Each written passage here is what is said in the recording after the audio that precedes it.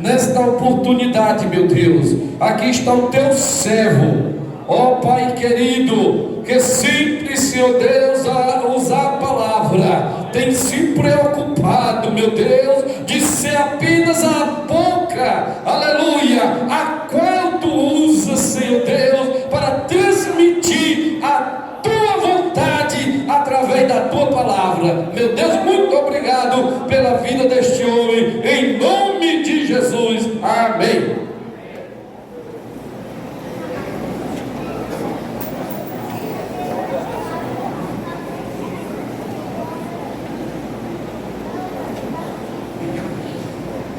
Queridos, com muita alegria, quero saudar a todos presentes com a paz do Senhor. Quero elevar a minha gratidão a Deus pelo privilégio de poder estar entre vós, uma ocasião tão especial, o aniversário do nosso pastor, amigo, mas quero agradecer a presidência desta igreja, aqui tão bem apresentada pelo presidente emérito, pastor João Bezerra.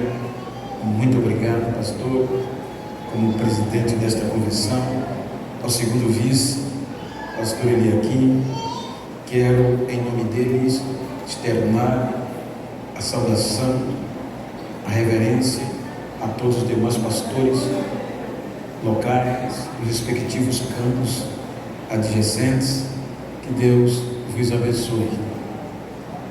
Quero agradecer ao pastor Mourão pela honra que me deu e o convite tão especial como anfitrião, como aniversariante, de fazer parte desta festa, desta comemoração. Parabenizo-o em nome da minha família e quero dizer-lhes que te amo. E parabéns ao Senhor, nossa querida irmã Gleide, sua antiga esposa, sua família. Que Deus abençoe. E fazer referência de gratidão a Deus pela vida de sua excelência, o deputado estadual, doutora Silvana, representando a Câmara de Deputados deste município, ou deste estado, melhor dizendo, perdão, como também representando o excelentíssimo senhor prefeito, sua filha Érica. Transmita-lhe a minha gratidão por me receber no vosso município. E o Poder Legislativo, também representado pelo vereador. Que Deus abençoe a gestão de todos. Vereador Tiago. Queridos, eu quero ler um texto. É bem verdade que é um culto de aniversário. Eu gostaria de falar a respeito da corrida, mas eu quero ler sobre Gênesis, capítulo 3, sobre a gratidão e o embate do pecado e da graça. Versículo 9, capítulo 3 e o 10, e na sequência Lucas 49, ou 24, 49. Gênesis 3, 9, 10 diz: E chamou o Senhor Deus a Adão e disse-lhe: Onde estás? E ele disse: Ouvi a tua voz soar no jardim, e temi, porque estava nu e escondido. Lucas 24, 49 diz: E eis que sobre vós envio a promessa de meu Pai. Ficai, porém, na cidade de Jerusalém, até que do alto sejais revestidos de poder. Amém. Queridos, antes de pregar, sei que tenho amigos, e não citarei o nome de todos, não se faz necessário, mas eu gostaria de usar o nome do pastor Sóstenes, do pastor Moisés, pastor Lucas, pastor Ed, e em nome deles externar a minha gratidão por todos os amigos aqui presentes. Queridos, nós estamos diante de um texto de uma das expressões mais aguda, mais contundente, proferida pelos lábios do Senhor Jesus. É a expressão que deu embasamento à sua igreja, que deu força, pois quando nós olhamos a frase revestidos, os irmãos hão de convir que ela tem um prefixo, e o prefixo rir, na gramática normal, tradicional, é repetição, ou vai acontecer de novo. Quando nós analisamos o contexto, a contundência desta frase e o que ela trouxe para nós, para que pudéssemos adorar a Ele em culto e ação de graças, como estamos aqui hoje, precisamos entender um pouco do que Ele fez. É uma mensagem bíblica muito conhecida, mas é o que está no meu coração. Quando nós analisamos o capítulo 3 do Gênesis, os irmãos observem que houve uma quebra de acordo, porque havia um contexto legal, a ponto que Deus criou o ser humano para substituir anjos caídos, que foram julgados e condenados. Então Deus cria o homem, estabelece no capítulo 2 um lugar específico na terra, chamado Éden, e o põe, faz ele brotar todo tipo de árvore, boa, bonita e boa de se comer, e além delas, a árvore da vida, que dava direito ao homem à vida eterna, e a árvore do conhecimento do bem e do mal. Quando nós analisamos só a última, Deus toma como parâmetro de obediência, parâmetro legal, dizendo que todas as árvores do jardim você pode comer, porém a árvore que está no meio do jardim, do conhecimento, da sabedoria, da ciência, do bem e do mal, nela você não comerá e nem tocará. Então isso se torna um parâmetro, se torna uma lei, tendo em vista que quando o apóstolo Paulo, ou quando nós analisamos todo o contexto bíblico relacionado à salvação, geralmente vem com um contexto jurídico e econômico. Quando nós entramos no contexto, a Bíblia diz que o homem é posto ali e Deus o veste. Saibam que o homem, com base no Gênesis 3, 2 e 3, o homem foi vestido de uma inocência. O homem estava nu e não percebia, porque ele era vestido do poder de Deus. O poder de Deus lhe dava inocência, lhe dava poder de vida eterna. E com vestido do poder de Deus, ele tinha autoridade sobre todas as demais criações de Deus. Então ele tinha investido nele este poder. Não era veste como nós, de tecidos, e sim vestes espirituais, veste de poder. Porém, Lúcifer, com a personificação da serpente, vem ao homem através da mulher e ludibria-os, dizendo que Deus enganou-os. Ele pega os dois sentidos mais contundentes para a concepção. Ele pega o ouvir e o olho. Então ele vai dialogar. A Bíblia diz que o crer vem pelo ouvir. Por isso que ele faz a diferença e ouvir a palavra de Deus.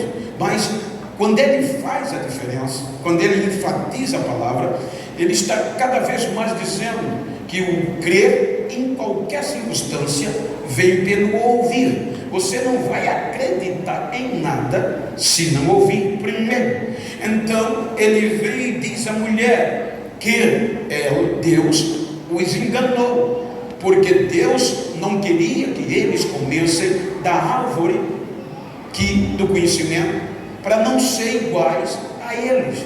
Então veja que a proposta de Lúcifer entra nos ouvidos, e os acontecimentos não foi de uma hora para outra, os acontecimentos levaram dias.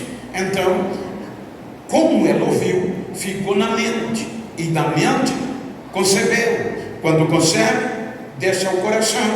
Então ela vai para a árvore, chama Adão, e a Bíblia diz: e vendo, já estava concebido, agora entre os olhos, e vendo que a árvore era boa para dar sabedoria, para dar conhecimento e entendimento, comer. O interessante é que quando Eva come e toca, desobedece, nada acontece. Por isso que Adão é engordado também, porque está escrito, ela come, pastor Sóster, e tudo continua normal. Então Lúcifer tinha razão. Porém, o homem é convencido a comer. Quando ele come, diz a Bíblia, quando ambos comeram, os olhos se abriram e foram despidos, tornaram-se nus do poder de Deus. Então observe que todos os dias a Bíblia diz havia intimidade, um relacionamento cotidiano. A Bíblia diz que todos os dias, na virada do dia, Deus descia no jardim, e o homem já conhecia sua voz só em ouvir, nem precisava ver. Porém, todos os dias não havia impedimento. Então, quando o homem quebra a lei, comete um crime, infringiu uma lei de Deus. Então a lei, ela é constituída para obedecer, e Paulo diz que a lei é para os desobedientes, mas para quem é obediente, a lei não importa muito, que ele já está dentro do contexto. Então, com a desobediência, o homem infringiu a lei. Então disse Paulo que pelo um só homem entrou o pecado, a desobediência, a quebra da lei. Então o pecado entra com um poder tamanho que desnuda, que tira o vestimento do poder de Deus na vida do homem. Quando Deus vem, como de costume, veja que foi necessário, porque o pecado tirou o homem do lugar de adorar. O pecado tirou o homem do lugar essencial e jogou para detrás das árvores, escondidos, com medo. Então, quando Deus chega, ele não está. Então vem Deus gritando: Adão, onde estás? Então ele ouve a voz de Deus, e de dentre as árvores, por trás das árvores, ele grita: eu estou escondido, porque estou nu. Veja que ele confessa que perdeu a proteção. O pecado lançou ele a se esconder detrás das árvores. Então Deus vem perguntando: quem te mostrou que estavas nu? Então ele diz: a mulher, a transferência que me deste me enganou. A mulher diz: a serpente me enganou. É aqui que vem a denúncia. É aqui que a denúncia, no contexto que Paulo fala, é forte e poderosa. Porque o pecado vem e denuncia o ser humano. E Paulo diz que pelo só homem entrou o pecado. 5:12 aos Romanos. E pelo pecado veio a morte, e a morte passou a todos os homens, porque todos pecaram. Então veja o poder da denúncia. A denúncia agora vem com o pecado e com a morte. O que dá força à morte? O pecado. Então eles agora pedem a justiça, porque Deus é justo. Eles agora pedem um julgamento. E pelo contexto jurídico bíblico, era para Deus usar a jurisprudência que havia lá atrás, que os anjos caíram e Deus julgou-os sem direito a recursos. Então a denúncia aqui era taxativa, porque o ser humano se torna réu, confesso e convicto. Ele confessa o seu erro, e como o julgamento não era ilegal e não havia poder ou de autoridade, desmando, o homem perde o direito de habeas corpus, o direito de apelar e o direito de recursos. Então Paulo diz aos Romanos, capítulo 5, versículo 14, que a partir daqui o homem, o ser humano, vai ser guiado por uma única lei, a lei do pecado e da morte. Aí ele diz que a morte reina, e quem reina tem o poder absoluto na mão, é quem manda. Então sobre o homem, com a força do pecado, a morte começa a reinar. Então a denúncia dizia, tem que julgar. Aí veja que Deus vem e envolve na sentença as três partes envolvidas. A Bíblia diz que o homem é repreendido porque deu ouvidos à mulher. Por causa disso, a sentença é: você vai ralar, você vai trabalhar, não vai comer mais de graça, vai ter que suar. Essa vai ser a sua punição. Volta-se para a mulher e julga e diz: por que fizeste isto? Já por que deste ouvido à serpente e fizeste tal coisa? Eu vou aumentar a dor da tua gravidez. Você vai ter parto com dor e vai perder o direito de liberdade. Você agora vai ser submissa ao homem, ao seu marido, e o direito de desejo tirarei de você e darei ao seu marido, e o teu desejo vai ser para ele. Volta para a serpente e diz: por que fizeste isto?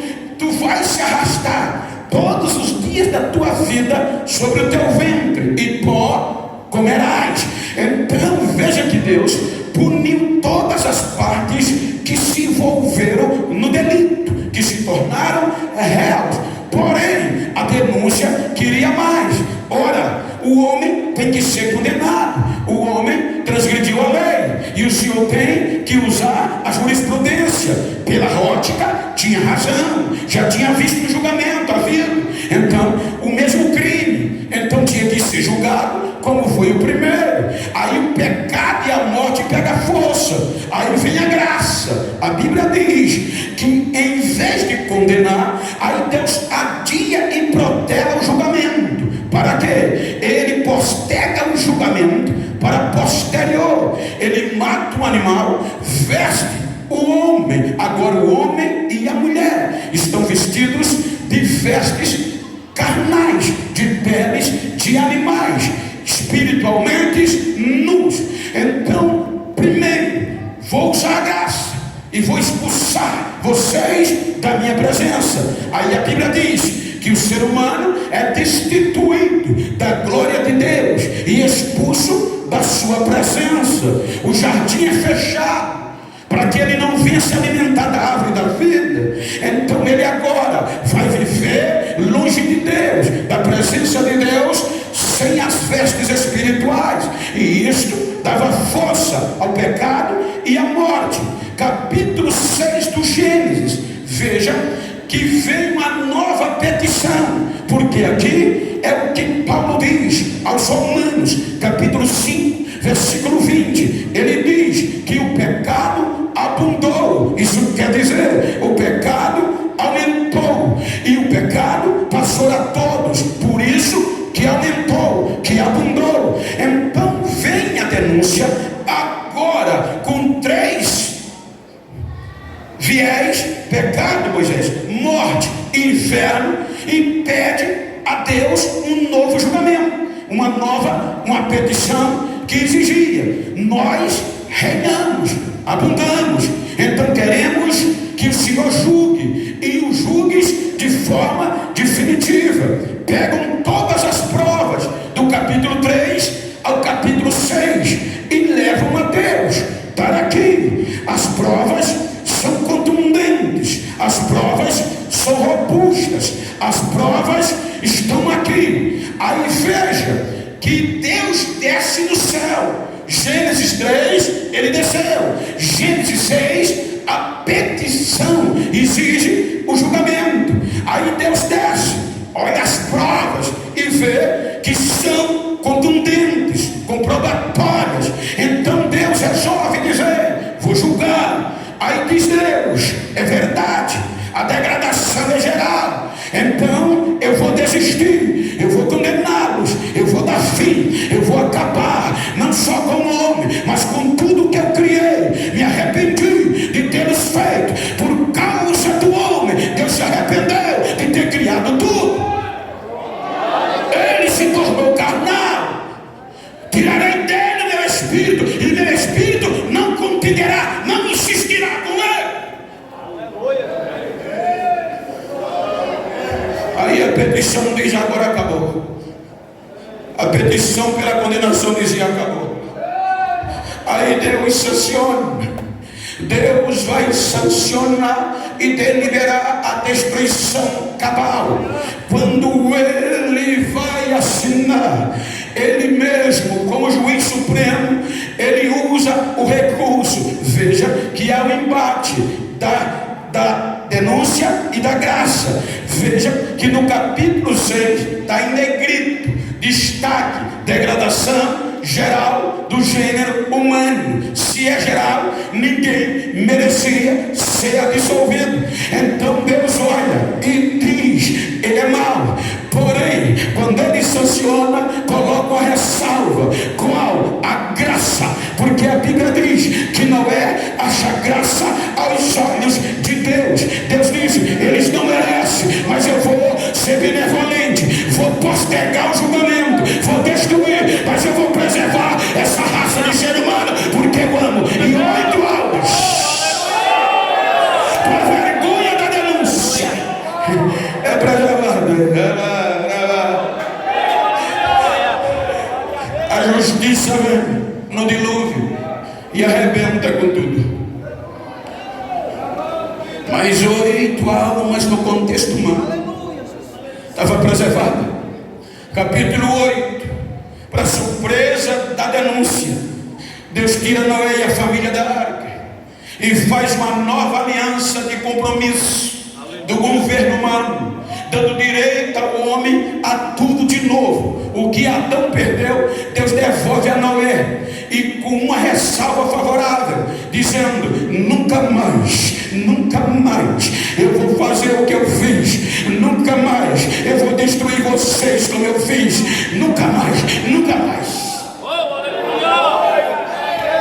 Capítulo 11 do Gênesis. A geração de Noé, em vez de recomeçar a adorar a Deus, desobedece a Deus. Aí pela terceira vez a denúncia vem e diz: está vendo que não tem jeito? Veja que Deus desce do céu de novo no capítulo 11. E ele diz: a intenção do coração deles é ruim e amar. Mas como havia uma ressalva que não mais ia destruí-los, aí ele confunde o ser humano, os dialetos, os idiomas, a confusão das línguas vem, e toda a geração baseada em Sem, Cã e Jafé são espalhados. Os camitas, semitas, jafitas são espalhados, cada um para um continente, longe de Deus, o pecado reinando e a morte.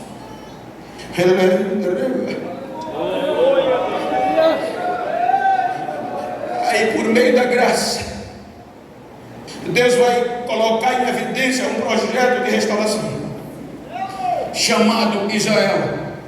Veja que o projeto, a ênfase de Israel só tinha uma. Capítulo 12, versículo 3: Abraão, por meio de ti eu vou reconciliar, eu vou abençoar todas as famílias da terra, sem exceção.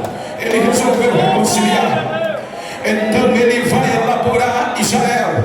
Israel vem como um projeto de reconciliação, diferente de todos os povos. Israel agora se torna a menina dos olhos de Deus.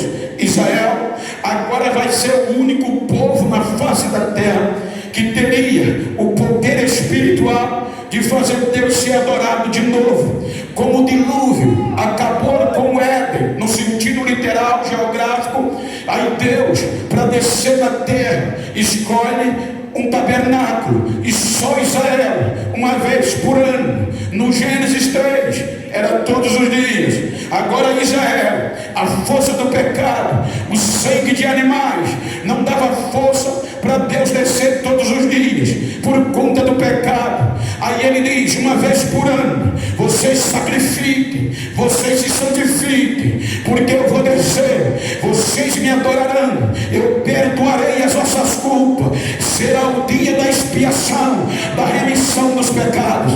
Então Israel se torna o único povo a ter este direito. Aí Deus lhe dá leis como parâmetro. Vocês não façam isso, vocês não façam isso. Se fizer isto, a culpa, a sanção será essa. As sanções virão.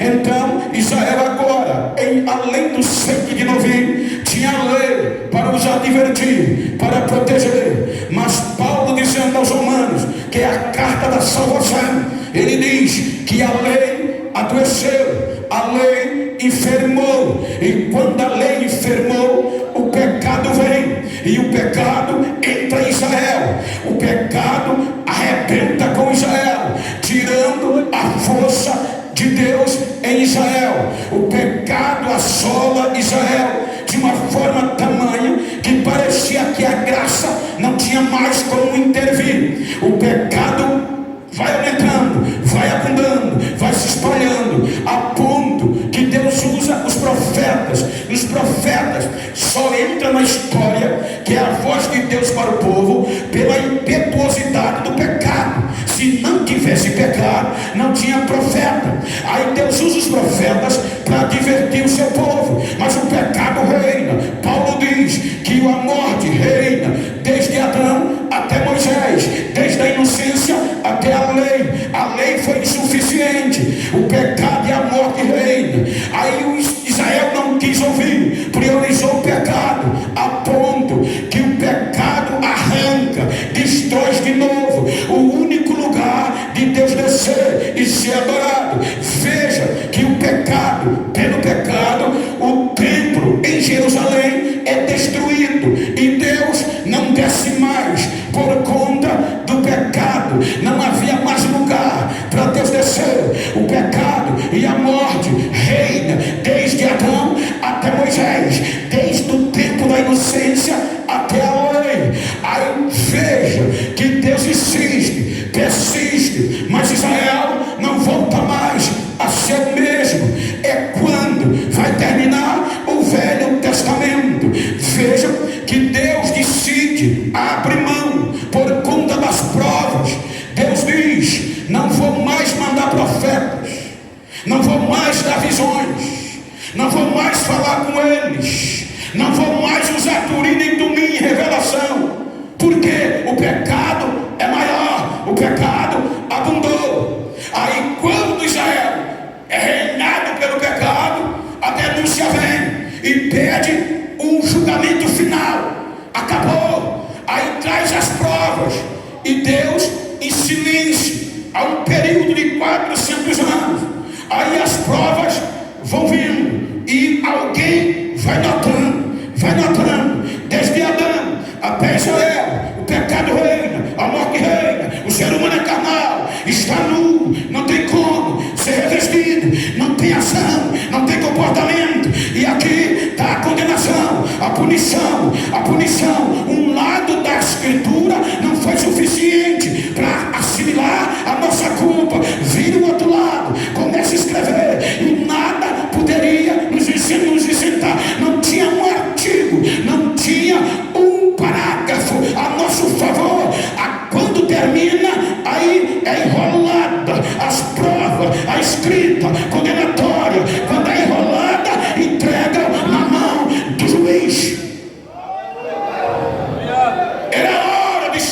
condenados. O juiz pega a escritura, sela com 7 selos e diz: vamos julgar. Vamos fazer o julgamento. Capítulo 4 do Apocalipse. João diz que vê um trono armado e quer acreditar que foi esse período. E o trono, ele vê uma glória indizível, indescritível, mas não chama tanta atenção. O que chama a atenção de João é o capítulo 5. Ele diz que naquele arrebatamento espiritual, ele vê um juiz sentado num trono.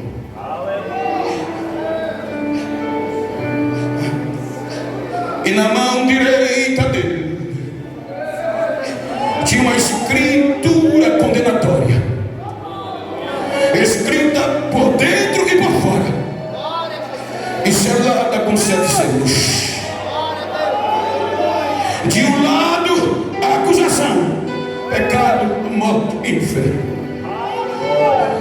Em frente ao juiz, toda a raça humana, como ré, confessa e convicta. A condenação tinha 99,9%. Já tinha talvez preparado a comemoração. Agora não tem mais jeito, tá cá. Mas o princípio divino diz que ninguém deve ser julgado sem ser ouvido e sem ter direito à defesa. Ser ouvido não tinha como, porque as provas eram contundentes. O juiz e o julgamento era justo. Então nem habeas corpus tínhamos direito.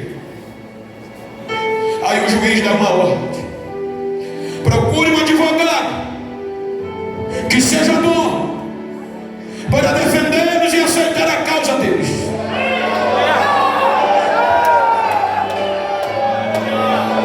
E os anjos vão procurar um advogado que ficasse entre o juiz, a acusação e nós. Aí os anjos correm e voltam dizendo: Senhor, meritíssimo, nem nos céus, nem na terra, nem debaixo da terra, não encontramos ninguém, Senhor.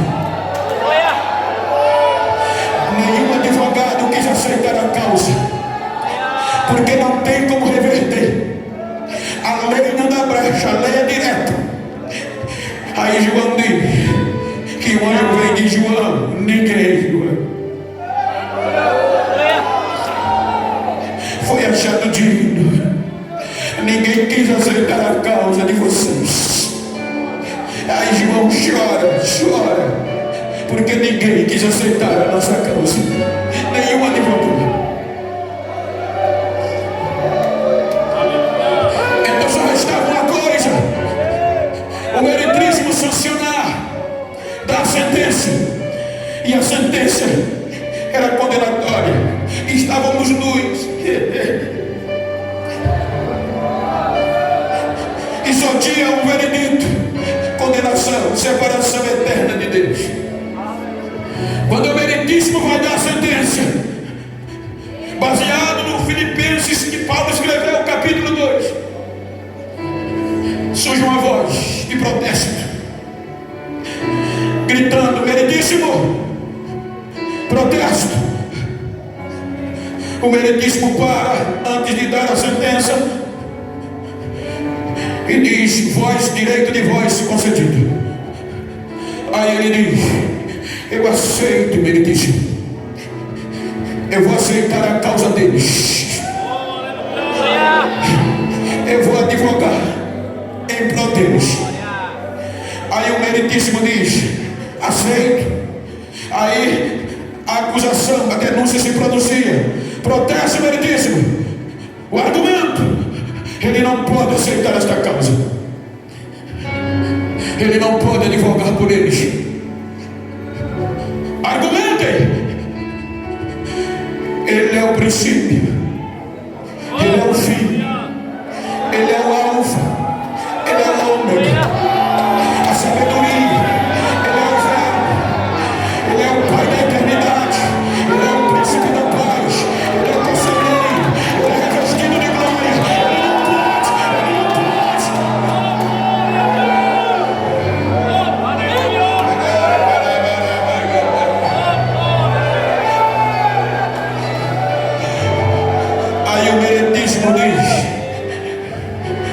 aceita.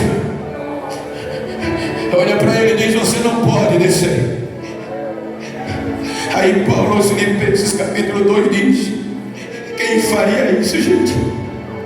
Ele diz: meritíssimo, eu estou disposto a me despir da minha glória. Eu vou abrir mão de todos esses títulos que eu tenho, meritíssimo.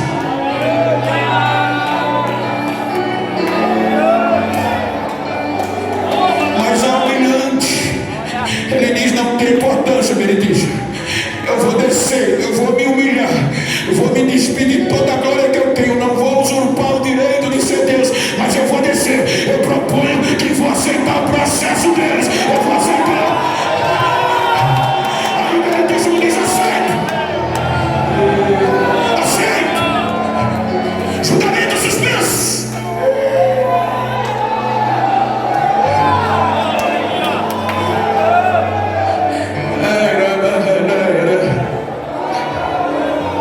Aí João diz que o meritíssimo nos amou de uma tal maneira que aceitou e deu seu único filho, para que todo aquele que nele crê não pereça, mas tenha a vida eterna. Volte a ter o direito de vida eterna.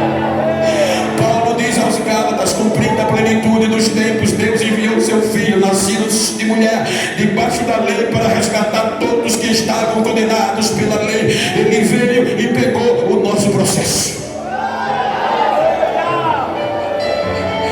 E o nosso processo era culpa pura. E a acusação exigia uma única coisa: conseguir. Para nos absolver, teria que enfrentar a morte e o inferno e o pecado. E desde Adão até aqui ninguém conseguiu.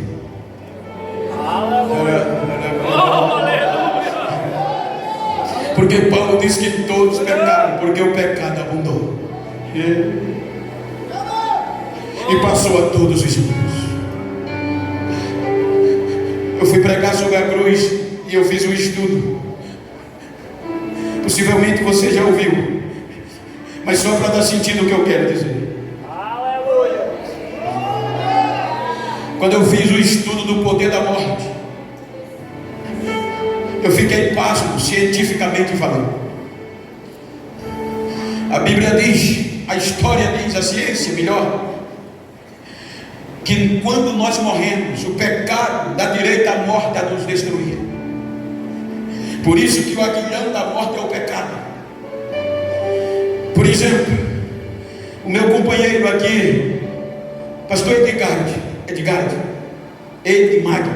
está ali, novo, sem nenhum ferimento, aparentemente. Se ele morrer aqui agora, dizendo, o pecado dá o poder à morte de detoná-lo. Então diz a ciência que depois de uma hora que ele expira, vem a primeira fase da morte, chamada decomposição.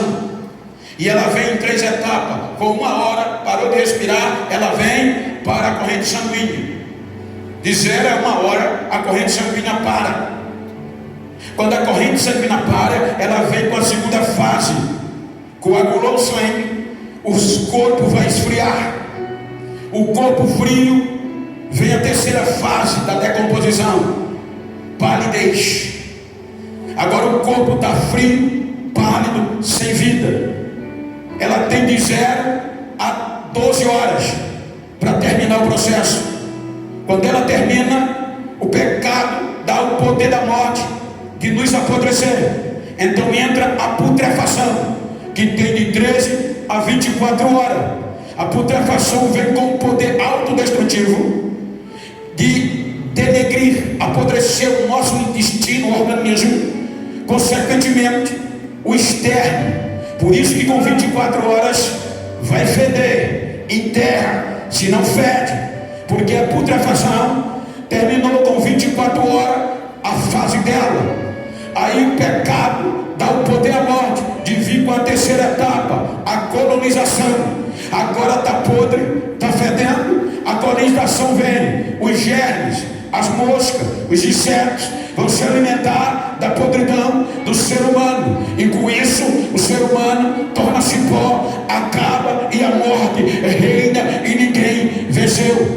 O nosso processo exigia alguém que sobreviesse sobre a morte para tentar nos defender diante da acusação e do militismo.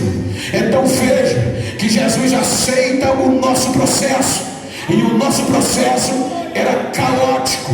A Bíblia diz, Isaías 53, que o nosso processo era de iniquidade, era de enfermidade. A Isaías diz que ele tomou sobre si, ele pegou o nosso processo e assumiu o nosso processo de iniquidade e de enfermidade.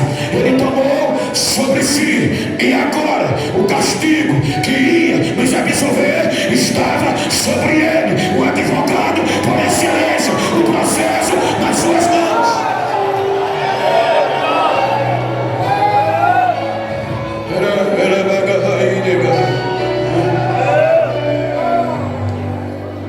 Como homem veio, companheiros,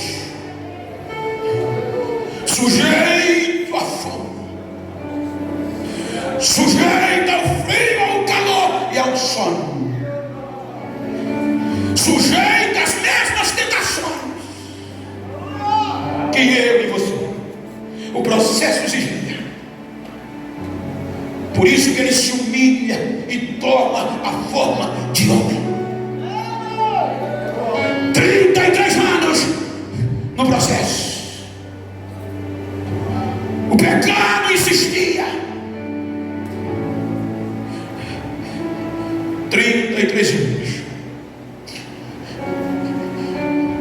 Ele vai ser condenado como pecador, porque ele aceitou as nossas iniquidades. E Deuteronômio 21 diz que todos que eram condenados pela lei como pecador teria que ser pendurado no madeira e exposto à vergonha. O processo está chegando ao fim, e o final do processo é dolorido.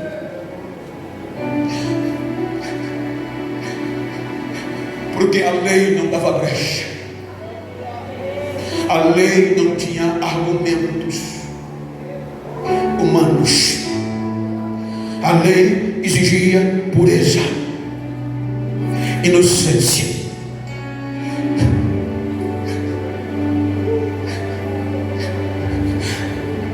Mas a nossa culpa era patente. Como pecador, o final do processo ele vai ser julgado e condenado. E o pior, a morte de cruz como pecador. E como pecador vai ser exposto à vergonha. Por isso que Paulo diz, ele suportou o opróbrio da cruz, que é o maior nível de uma vergonha para um ser humano, é o opróbrio. Enfrentou os chicotes. O nosso processo exigia. É esmurrado, é cuspido. E Isaías diz que ele não abriu a boca para reclamar. É dilacerado pelos chicotes humanos. A história diz que os chicotes eram de couro de animais, cruz, com o objetivo de quando bater, inchar. E os ossos de carneiros era para cortar o corpo. Então cada chicotada inchava o corpo dele. Os soldados arrastavam o chicote, rasgavam o corpo dele. A coroa de espinho rasga a única parte que não tinha sido dilacerada, o couro cabeludo. A coroa de espinho fura. 9 horas da manhã, depois de ser exposto ao escárnio público, ele vai ser pendurado. Agora os grampos vão rasgar o punho e os pés. E ele é levantado numa cruz. Por causa do processo, sem abrir a boca, sem questionar, como um bom advogado, aceitou a nossa causa. Meio-dia é a hora decisiva. Meio-dia, o julgamento está prestes a recomeçar. E agora todos os processos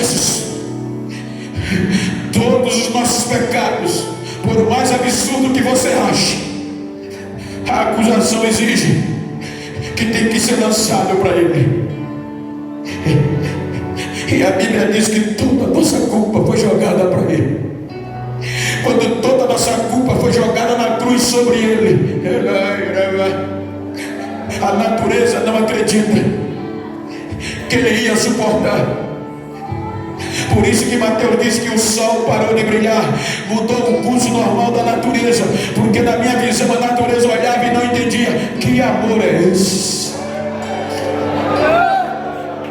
Porque amar quem faz o bem é normal, é comum, mas a Bíblia diz, pastor, que Ele nos amou quando nós ainda éramos pecadores. Ele nos amou quando nós não merecíamos. Olha como nós somos importantes. A ciência diz que ao meio-dia o sol atinge na coroa 2 milhões de graus Celsius. É muita temperatura, nem o outro astro tem uma glória dessa. Mas por causa do meu processo, do teu, ele parou de brilhar. Veja como você é importante. Olha para quem está ao teu lado e eu não sabia. Diga, eu não sabia que tu era tão importante assim. Diga a ele, a partir de hoje eu vou pensar 10 vezes antes de denegrir, antes de falar mal de você, porque você tem valor, você é especial.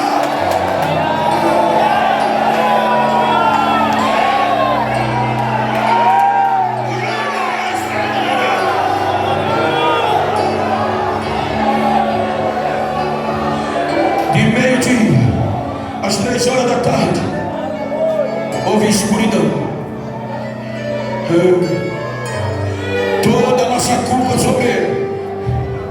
Pela primeira vez em 33 anos, Ele faz um questionamento a Deus. Porque como todo o nosso processo estava sobre Ele, todo o nosso pecado na cruz, aí papai se retira. O Espírito Santo se retira. A Ele não suporta. Ele diz, Deus meu, por que me deixasse só?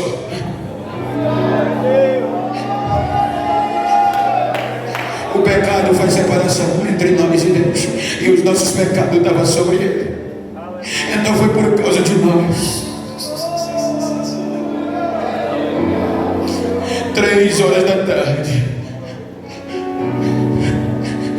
com os nossos pecados, a morte veio e diz, você não vai escapar, porque os nossos pecados estavam sobre Ele. Lembra que eu disse do que a morte faz no nosso corpo? Que até a composição tem de 0 a 12, a putrefação de 13 a 24 e assim sucessivamente.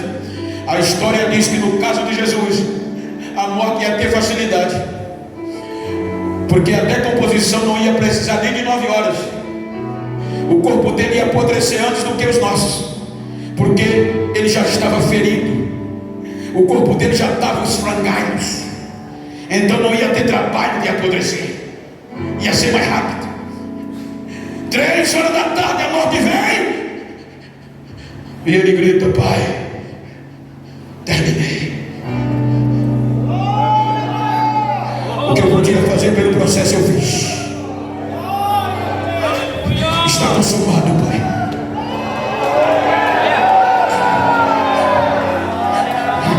Agora é com o Senhor, pai. Em tuas mãos eu entrego o meu espírito. Rastreia-me.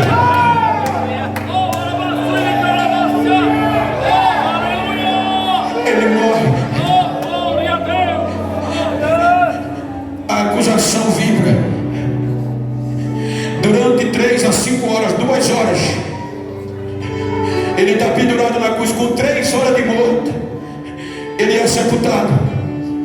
Quando ele é sepultado, 3 horas depois, a morte vem e vai tirar onda. A morte entra no sepulcro.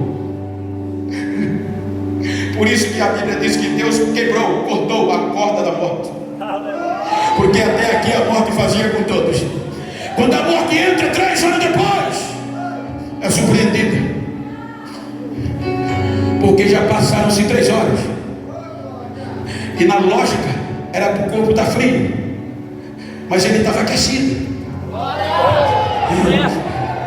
O corpo dele estava quietinho, o sangue não parou, as feridas não estavam inflamando.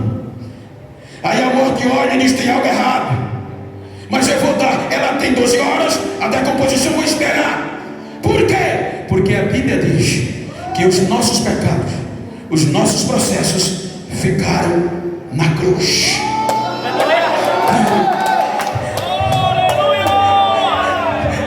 Todo o processo nosso ficou na cruz.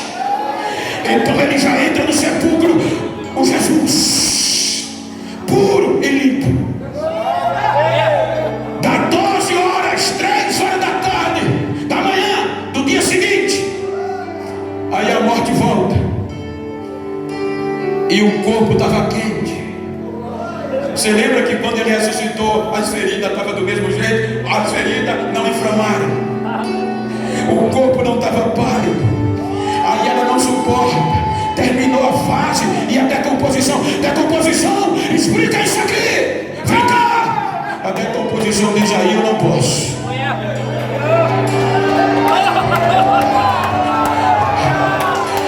Como eu fiz com os outros, eu fiz com ele. Eu rastreei do pé à cabeça. 1 Pedro capítulo 2 versículo 22.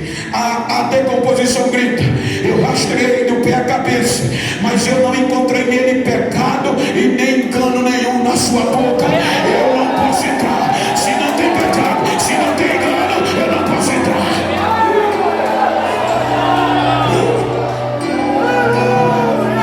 E sem a decomposição, a putrefação não entra. Aí passa mais 12 horas, completa 24 horas no segundo dia. 24 horas ela entra, está do mesmo jeito, limpo, aquecido, sem inflamação, sem estar pálido. Ela grita: decomposição. A putrefação diz, ela grita: aqui não tem mosca, o corpo dele já não tem germe, já vão para 24 horas, já passaram, porque você não fez. A putrefação diz: sem pecado eu não entro, sem pecado eu não entro. Chama o pecado, chama o pecado, chama o pecado.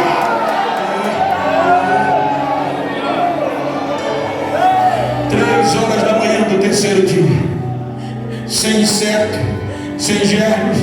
Aí a morte entra, se desespera e grita: pecado, socorre-me, tu és o meu aguilhão, tu és a minha força, vem cá, porque não estou conseguindo. Eu consegui até aqui. O pecado diz: eu não posso entrar aí. Mas o que é que houve? Tu venceste, nós vencemos a todo. O pecado diz: esse é diferente. Mas como? Hebreus 4:15, os escrito: em tudo, em tudo, em tudo eu tentei, eu fiz o que pude, mas ele em nada pecou. Ele é puro, é inocente, é fiel, ele venceu, ele venceu, ele venceu.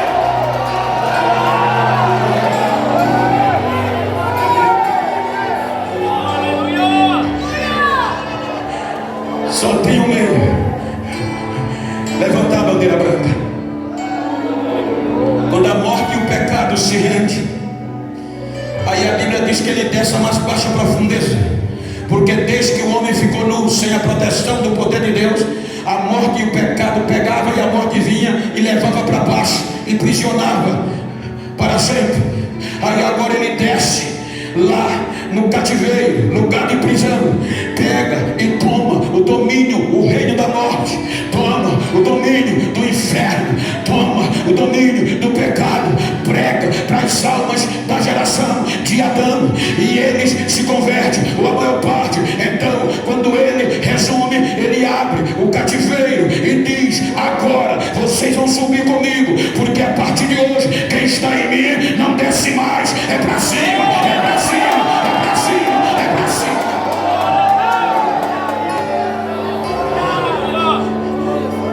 O julgamento está prestes a recomeçar. Aí papai olha e diz: o Meritíssimo olha e diz: anjos, desçam lá no sepulcro, tire a tampa, tire a pedra. E ele sai de dentro, vencendo o pecado e a morte.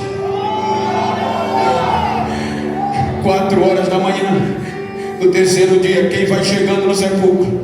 Maria Madalena, as irmãs do ciclo de oração.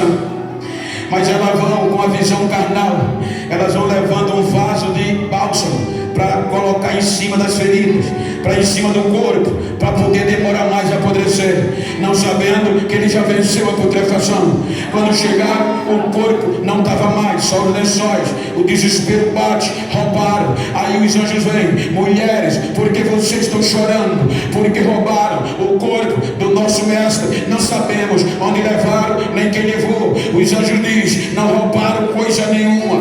Lembra que era necessário, que ele pregou, que era preciso padecer, morrer, mas no terceiro dia ia voltar. Sim, pois é, ele não está mais aqui, ele já está vivo, ele já ressuscitou.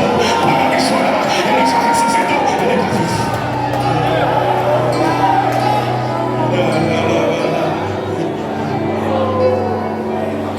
Chacoalha quem está ao teu lado, se você pode, e diga para ele: o próximo culto em ação de graça vai ser o seu. Levante a cabeça, ele já venceu. Diga para ele: ele está vivo. E se ele está vivo, você tem direito de dar culto em ação de graça.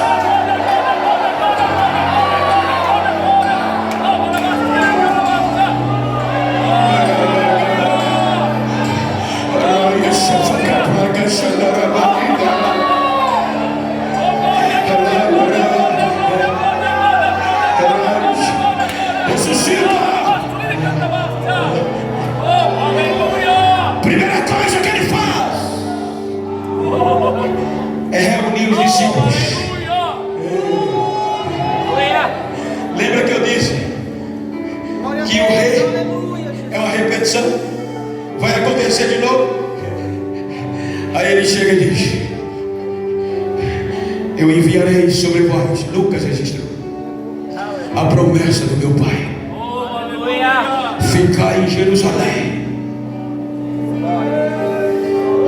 até que do alto sejais revestidos. Revestido é porque uma vez já foi e perdeu, e vai acontecer de novo. Eu enviarei sobre vocês a promessa do meu Pai. Ficai em Jerusalém, até que do alto sejais revestidos do poder, do poder, do poder, do poder, do poder. Vai acontecer, agora vai. Lembra que desde que Adão ficou nu, o Espírito Santo não podia mais revestir o homem, porque o homem perdeu o direito de vida eterna e estava nu diante de Deus. E o Espírito Santo no capítulo 6 foi tirado.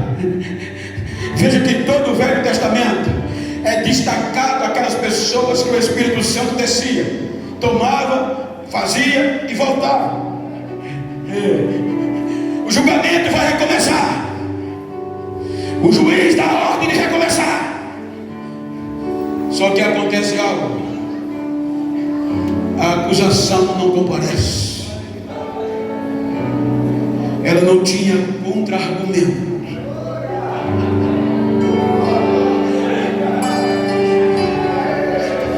O veredicto está com todas as provas condenatórias na mão, sentado, e João chorando. É hora de recomeçar. A acusação não comparece. Quando a acusação não comparece, o anjo fica tão alegre que corre, gritando para João, dizendo: João, para de chorar, João. Na nossa palavra, a acusação não compareceu. Levanta a cabeça, João. Aí quando João levanta a cabeça, o anjo diz que vai entrando no céu, voltando para o julgamento, o leão da tribo de Judá, a raiz de Davi.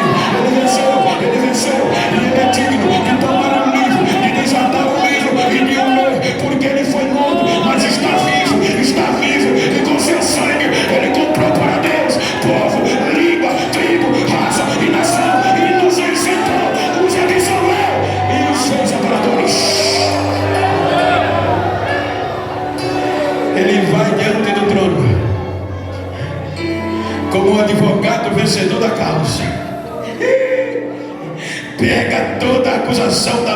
supremo. Aí um dos 4 seres viventes, os 24 anciões que até aqui só adoravam o Pai, não resiste, coloca o joelho nos pés dele e começa a adorá-lo e dizer: digno tu és de tomar o livro, de desatar e de o ler, porque tu foste morto, mas resististe e trouxeste para Deus. Vai ter adoração de novo. Agora Deus vai poder descer na terra de novo, porque não tem mais condenação para quem está em Cristo Jesus. Agora Ele vai poder descer. É condecorado. Olha que coisa linda, gente. Depois de estar condecorado, o meritíssimo protela o julgamento. Por isso que Apocalipse tem um juízo final. Foi protelado para cumprir a jurisprudência. Aí ele senta à direita do Pai. Aí Paulo, para concluir, diz aos Filipenses: por isso Deus lhe deu um nome que é sobre todos os nomes, e ao seu nome todos os joelhos se dobrarão e todas as línguas confessarão que Ele é o Senhor, que Ele é o Senhor. Agora sentado à direita do Pai, ele diz: Pai, eu prometi à minha igreja que ia te pedir algo. Na nossa linguagem, eu sei que não era fácil, mas agora é. Por não, derrama o teu espírito para eles. E Pai, com uma ressalva, agora é para ficar para sempre com eles, todos os dias, Pai. Papai diz: isso não é problema, meu filho. O que é que estava acontecendo em Jerusalém? Atos, o Pentecoste vai lembrar alguma coisa. Aí papai diz: Espírito Santo, desce e fica lembrando a eles o que Jesus, meu filho, os ensinou, até eu dar a ordem deles vir. Está comigo, fica lá, fortalecendo, lembrando, protegendo, vestindo a eles. Aí a Bíblia diz que estavam cerca de 120 crentes trancados em um cenáculo, quando de repente desceu do céu um barulho de um vento impetuoso e veemente e encheu toda a casa, e todos foram revestidos, foram cheios do Espírito Santo de Deus e falaram novas línguas.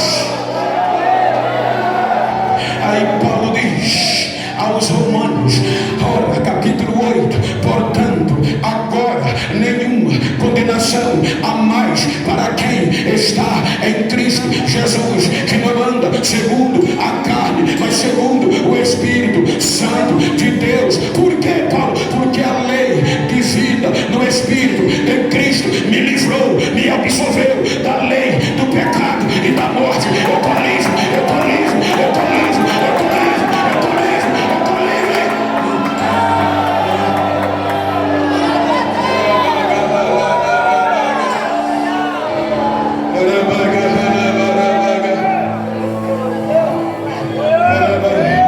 Agora vai melhorar. Se a gente souber valorizar isso, gente. É por isso que eu ouço muito o meu amigo Eli, pastor Eli aqui. Eu viajo todo mês, 1 ou 2 vezes para fora do país, a convite. Eu prego nos maiores congressos hoje, pela graça.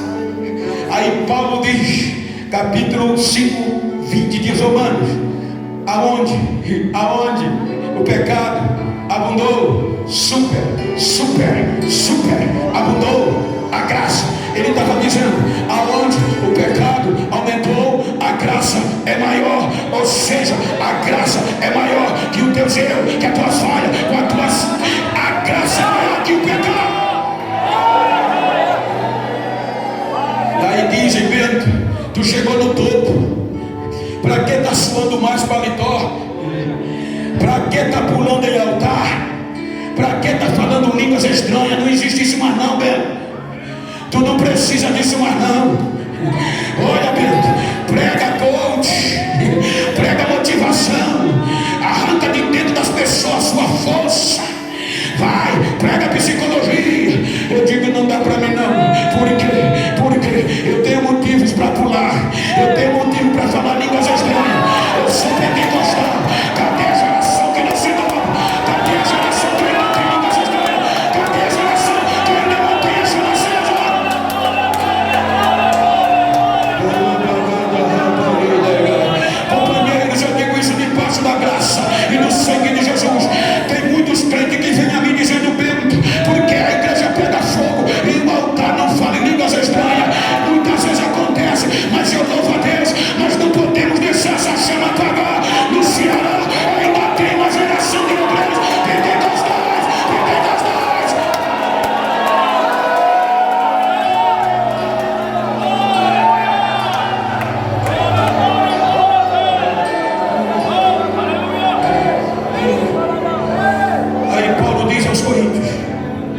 que coisa linda. No período de Adão, havia culto uma vez por dia, pastor. Com Israel, uma vez por ano. Aí Paulo diz para nós, a igreja: não sabeis vós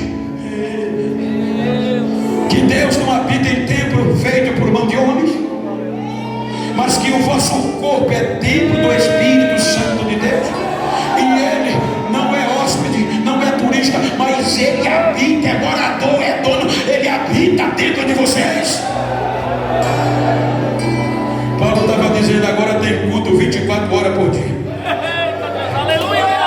Então olha para esse cliente que está do teu lado, eu quero concluir, diga para ele: se eu sozinho, cheio desse Espírito, 24 horas tendo culto, já baixo o céu e a glória desce, diga, imagina eu e você juntos, nesta noite, o que é que não pode acontecer?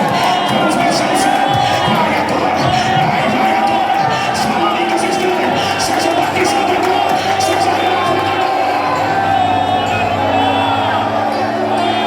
Fique de pé por bondade.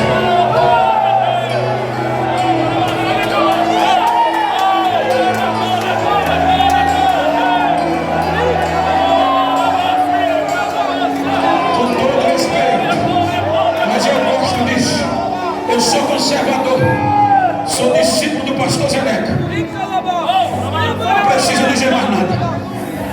Mas como bom pentecostal e assembleano, se você está perto de uma pessoa do mesmo sexo, ou que seja íntimo, vira para ele aí, como eu estou com meu amigo aqui, vira para ele assim, ó. Olha para mim não, se você pode, vem mais, olha nos olhos dele assim como eu estou, e diga para ele: ô absolvido.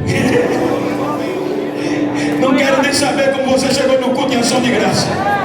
Quero saber como você vai sair. Diga: vou sair pegando fogo. Diga: me faz um favor. Se tu encontrar um besta por aí que pensou que eu estava frio, que eu estava batido, que eu ia desistir, arranca ele. Eu fui absolvido e ele vai ter que me engolir. Ele vai ter que me engolir. Abraça ele, abraça ele.